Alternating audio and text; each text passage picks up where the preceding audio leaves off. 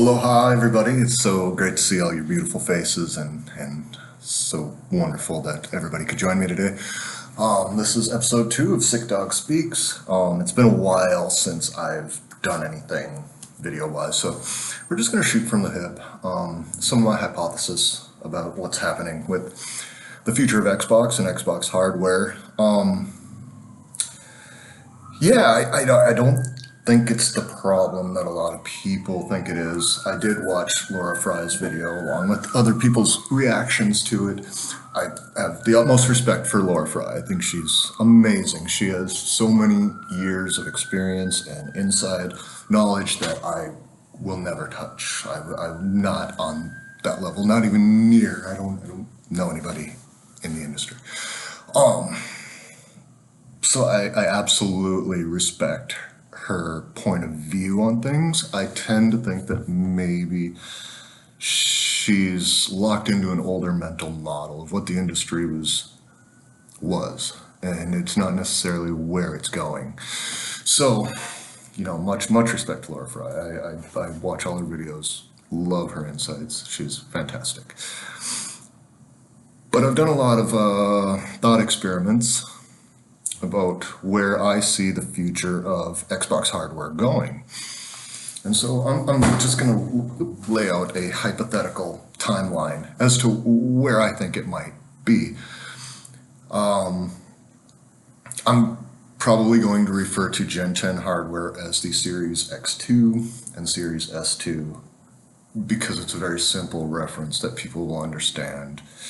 Goes with the Switch 1 and 2, PlayStation 1 through 5, going to be 6, which is going to be an amazing console. I look forward to seeing what they do. PlayStation has done very wonderful things, and I have much admiration for their products. But I'm going to talk about Xbox today. So, I do believe that Xbox is going to continue to make hardware. I don't think they're dipping out of the hardware business. I don't see that. I think a lot of people think it's a lot of all or nothing, a lot of very black and white, but I think it's going to be very gray, very strategic. I mean, Microsoft is not a $1 trillion corporation for, just doing things willy-nilly. They are very strategic, and I think they are going to look at each title and look at the numbers and look at the return on investments and when all the financials, and they're going to make their decisions very strategically. That's what corporations like Microsoft do. That's how they stay successful. They don't mess around. I mean, that's just facts. So I do believe we are going to see a Microsoft branded new Gen 10 Xbox console, which I will just dub the Series X2. I believe we could see that as soon as October 2026 with a price tag of $699 or more. That's might be a little low of an estimate. I do believe that we could see, and this is all hypothetical, I don't know anything, I'm not talking to anybody at Microsoft. This is all just my hypotheticals from just thinking about, the futurology of the console industry. I do believe we're going to see a Nintendo Switch style dockable handheld by Microsoft themselves. I'm going to dub it the Series S2. And I think we could see that September 2027 for $599. And then after that, I do think we're going to see more Asus Xbox collaborations. I think we are going to see a Gen 10 Rogue Xbox Ally 2. We'll just dub it Ally 2. I think, we could see that $499, $599, 2028 maybe. I do think we're going to get just a standard like Asus Rogue budget console, similar to what the Series S is now, like an S2, but not a dockable handheld, just a console. And then later on, around maybe 2029, we could see something very powerful, something phenomenal, like an Asus premium Rogue Xbox console. You know, what could be like a $2,000 PC right now, by the time we get to 2029, and cheaper chips, and you streamline things, if that's the way it goes. I don't know that that's the way that it's going to go, but if that's the way that it goes, I think we could see a premium, like a Pro Rogue Xbox console, Asus Rogue Xbox console, for around $1,000, $999, somewhere around the 2029 area. And I think we're looking at 2028 for PlayStation 6 at the moment. And so I think this kind of timeline offers a continuous a variety of spectrum of products, hardware, based on, you know, finances and personal preferences, that are going to be available to the Xbox consumer. It's going to be, you know, there's always going to be some new hardware coming out around that PS6 release time. And if they can get one out by October 2026 or even September 2027, a Gen 10 Xbox hardware, and get the jump on things, see what PS6 is, and then get an Asus Rogue premium console out that will be above the PS6's capabilities and available to the Xbox consumer for a premium price. I completely see this being a possibility. It's probable. I don't know. Again, I'm going to say, remind people, this is all hypothetical. I don't talk to anybody in the industry. I don't have any leaks or anything like that.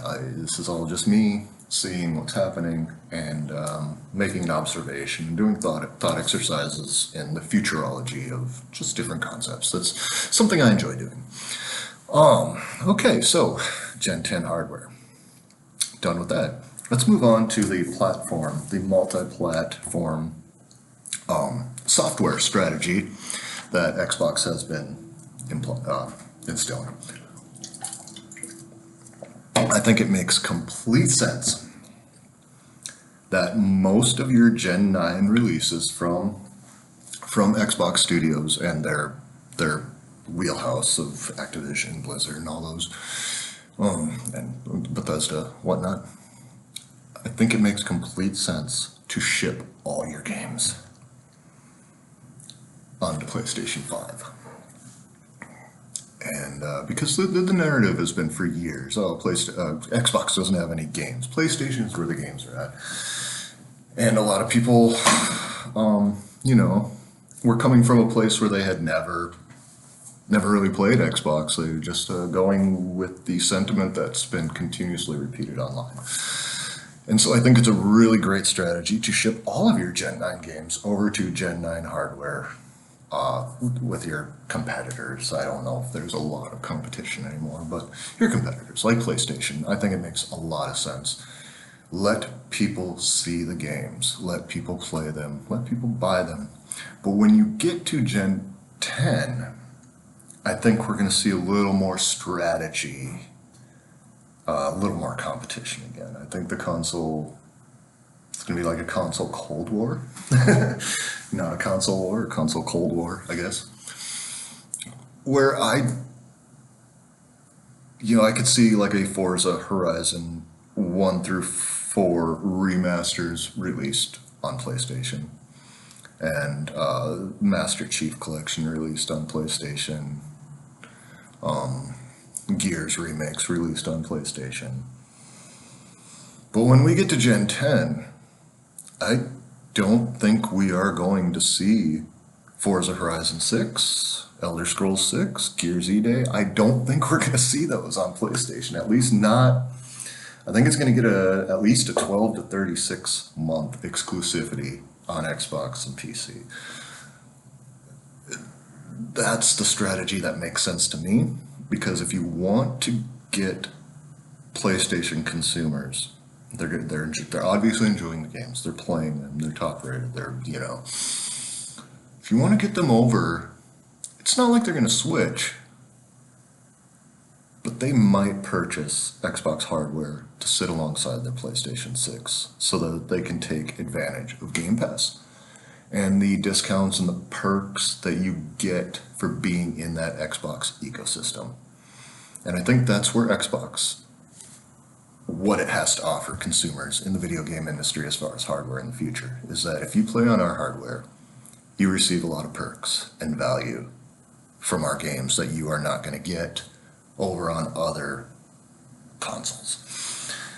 And I think Xbox could be very, very successful doing this, and some people might even jump over and be like, wow, Xbox does have a lot of games, and I can play them for $20 a month right now. And that brings me to my next point. I know people are gonna disagree with me, but I think right now Game Pass is way too cheap, and I think it's gonna go up to $24.99 next year, 2026, and I could see it going up to $29.99, $30 in 2027, and with all the day in, and we could see another tier where your day one releases, your Call of Duty on day one, and your Elder Scrolls on day one, and all those big franchises may be in a separate tier for like $50 a month, and I still think that would be worth it for most people if you're putting enough out day and date. But yeah, I do think the price of Game Pass is going to go up to at least $30 within the next 2 years, and it's inevitable. And honestly, for the value of what Game Pass is, that's a fair price still. I just wish that Microsoft would stop cutting great talent in Tango Gameworks and Arcane Austin, and canceling Everwild, and Perfect Dark. I wish they would just come up with a way to go in there and be like, this is what we have, and this is our quickest way to mainline it to the finish. And let's just get it done, put it in a Game Pass as a preview, and then patch it over years, perfect it, and then ship it on PlayStation or wherever else, or put a price tag on it, sell it, Anyways, that's all I got today, and it's been a really good to be back. It's been really good to talk to you. This is my best friend right here. This is my buddy. It's Johnny 5. He is alive. No disassemble. Anyways, love you all. Thank you for tuning in, and peace out. Ciao.